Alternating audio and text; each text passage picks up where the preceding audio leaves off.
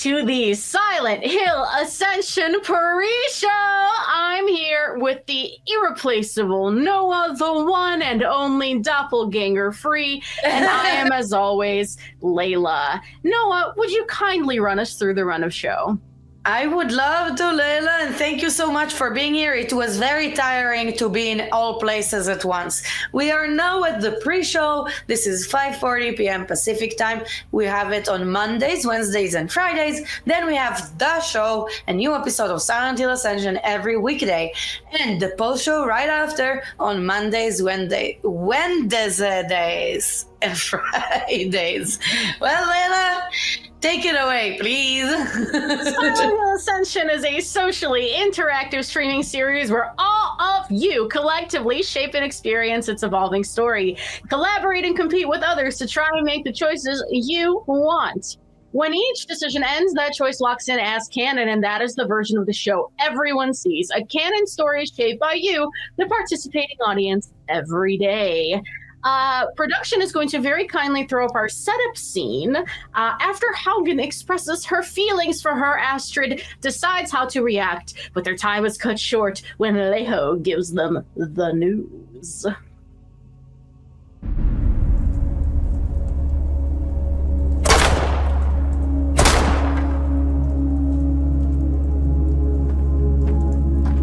Glad someone is getting some use out of this place. Leo found some guns. Thought I'd try them out. For you. No one's saying you have to use it. Why don't you hold on to it for me? In the meantime. Astrid, about yesterday. I didn't mean to.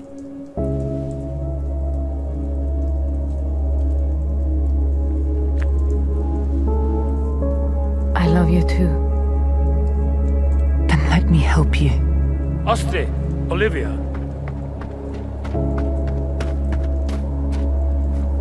Someone said they saw the monster. The one who has Orson. Where? In town. I hope you're comfortable with that too. You're going to need it. Okay. Let's get my boy back.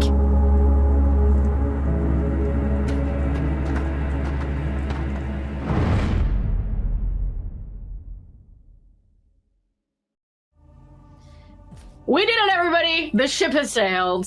It has sailed, and what a glorious ship it is! Feel the salt spray, feel the ocean breeze as we sail off on the the Haugrid Express, or rather. You take your champagne bottle, you smash it, you send it off on its way. Let's go, lesbians. Oh my god, let's go, lesbians! This is so great. We all worked so hard for this moment. We've been waiting for this love to be professed.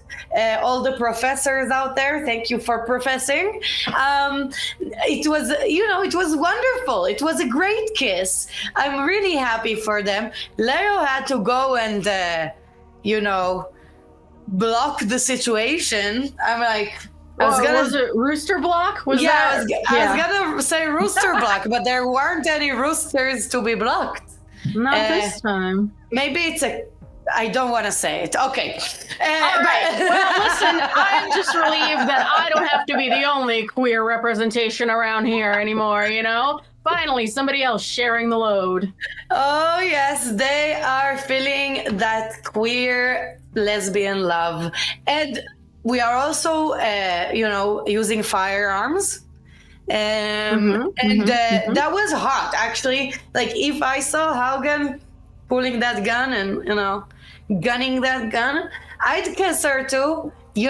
She's a fine lady. And then Leo, he had to block the situation. It reminds me in a dog park when there's like the two dogs are vibing and there's like a third dog who's like policing them, like go away.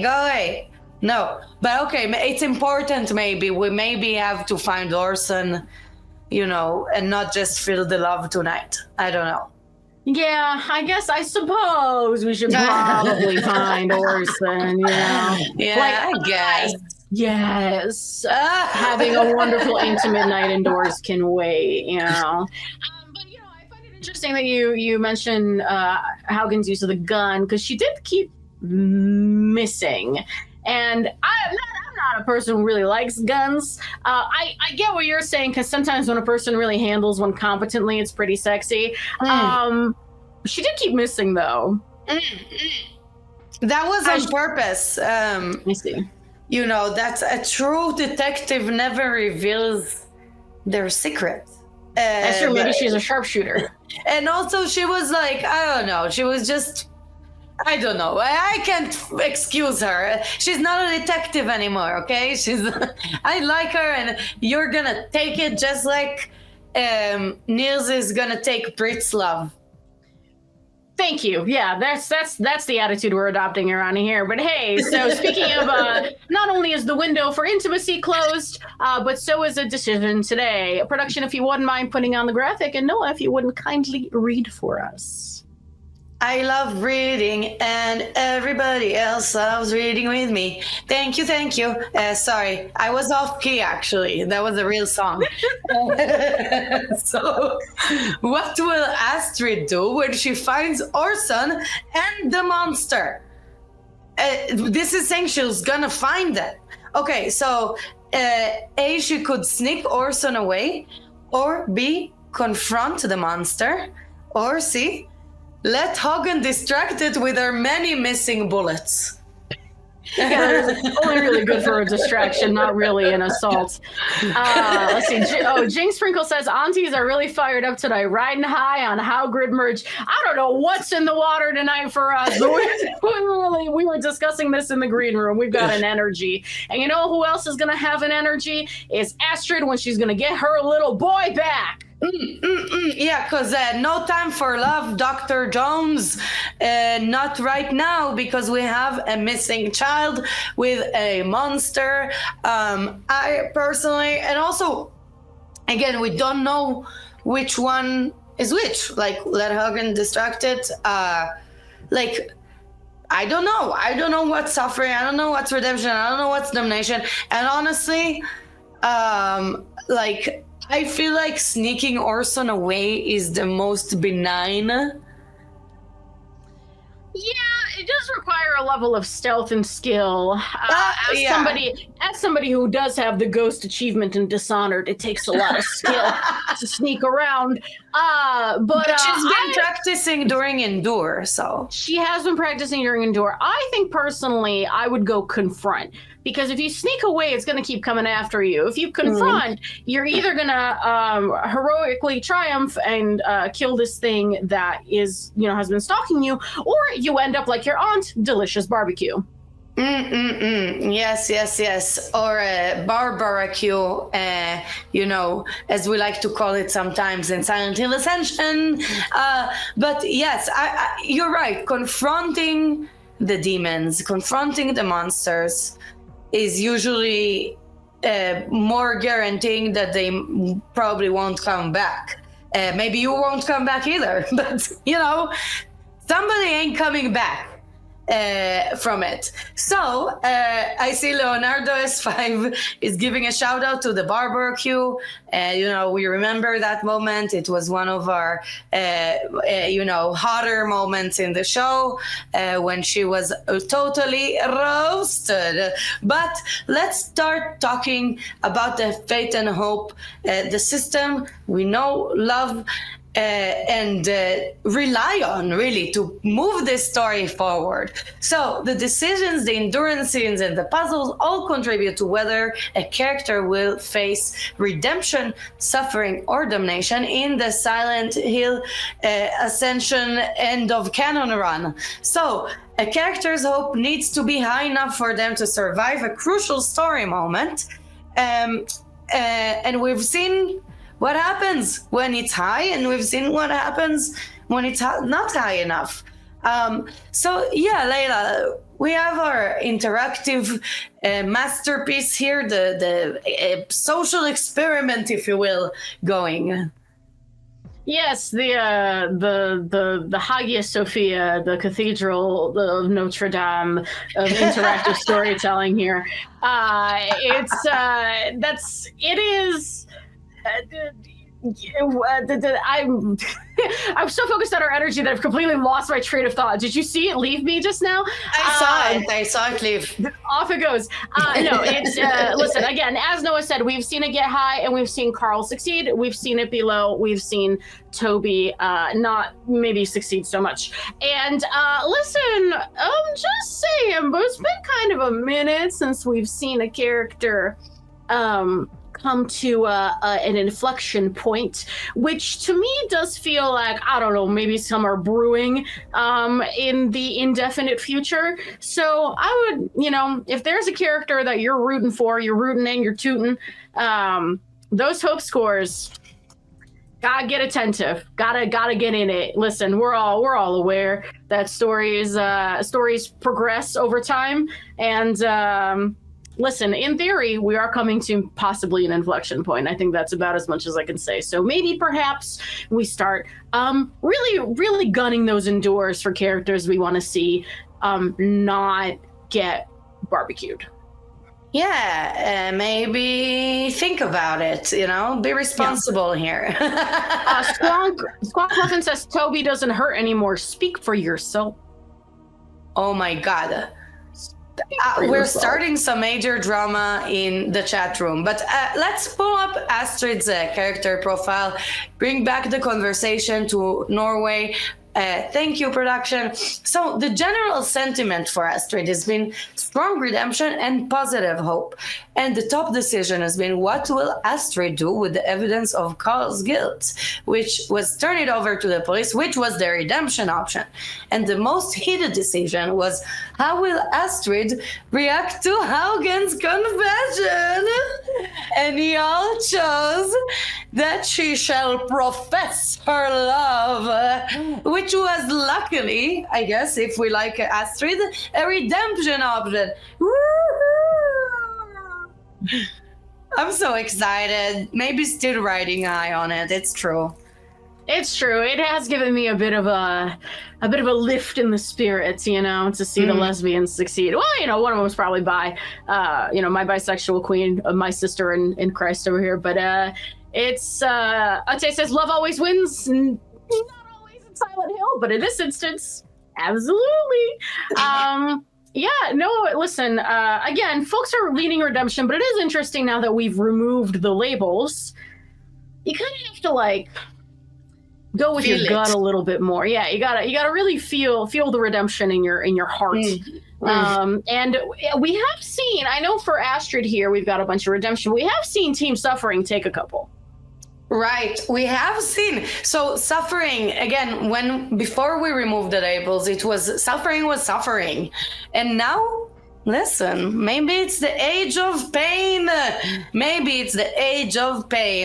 But I see Mart XD1 says, we are the redemption whales now. Well, everybody is potentially, we tricked everybody. We're all,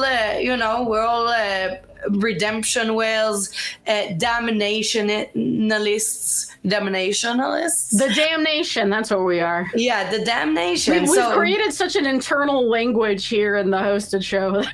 Right. I forget. And speaking of the internal language, if you really merged with the story here, then maybe you can have the gut feeling of what is the right choice to be made according to your preference of how badly will a character suffer, or will they maybe not suffer. Maybe they're gonna go on a nice cruise like our boy Carl with our lovely Captain Eduardo. We don't know. But allegedly, we still have not seen in the same room the tugboat captain and Eduardo. Just say. That's true. We really haven't. I would trust Eduardo to take me out on the sea. I really would. He's reliable and he always has a plan. Right, and Layla, I love seamen. So, okay, let's continue. I'm really sorry about that. Let's talk again about the decision that's closing today. Yeah, let's do that, Noah. Production, can you show that? And let's pray that I won't get fired today, huh? Okay, thank God, huh? Eduardo's reassuring voice whispering, "You're fine." I'm like, what's happening? I lost my consciousness. Okay, anyway, You're going to what's talk about winning? the closing. We're going to talk about the decision, is what we're doing right now. Yeah. What's winning? What's winning? Let's see. Well, I'll tell you what's winning. We got what will Astra do when she finds Orson and the monster? Looks like confront the monster is a winning, Noah. So Your confrontational instincts were so far they're proving to be correct. 63% of our deciding audience agrees with me. We got 29% for sneak Orson away and 8% for Haugen. No one is putting the girlfriend in danger.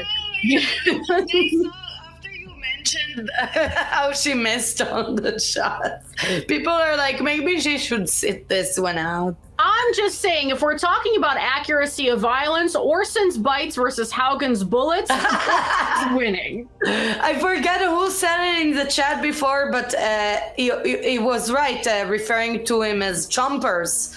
And yeah, we should put him in the indoor streams. I'm sure he'd scare all the monsters away for the adults in the room. And speaking of the indoor streams, Noah, would you kindly inform the audience members what they're in for? Yes, I would love to. And also Cougar72, I see you said chompers. That's a good name for our boy. Anyway, when the endurance scene starts, you will have to time your inputs to the actions on screen to help our character.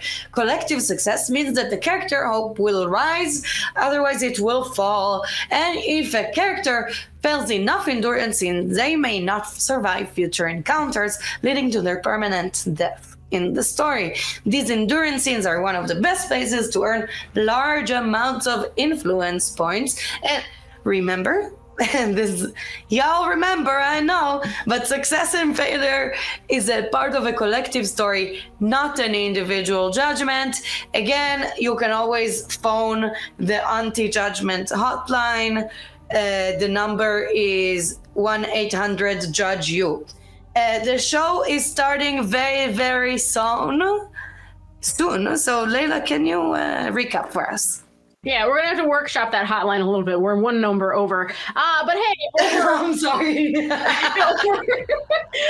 in Norway, Astrid is on her way to potentially confront the monster that has her son with her girlfriend, one Olivia Haugen. They are together now. And then over in Pennsylvania, the Hernandez family is still kind of going through it. I know we didn't talk about them too much in this pre-show, but the town is still all a Twitter. Faith is still, let's say maybe not all herself, right? Though Rachel's love did seem to kind of pull her back together. And we got some mysteries brewing over there.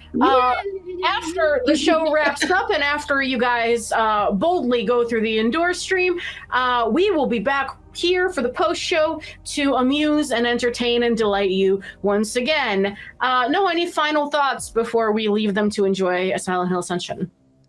I am really excited, and we didn't talk about Pennsylvania as much. We're gonna talk about it more in the post show, so please enjoy. We're gonna be back here.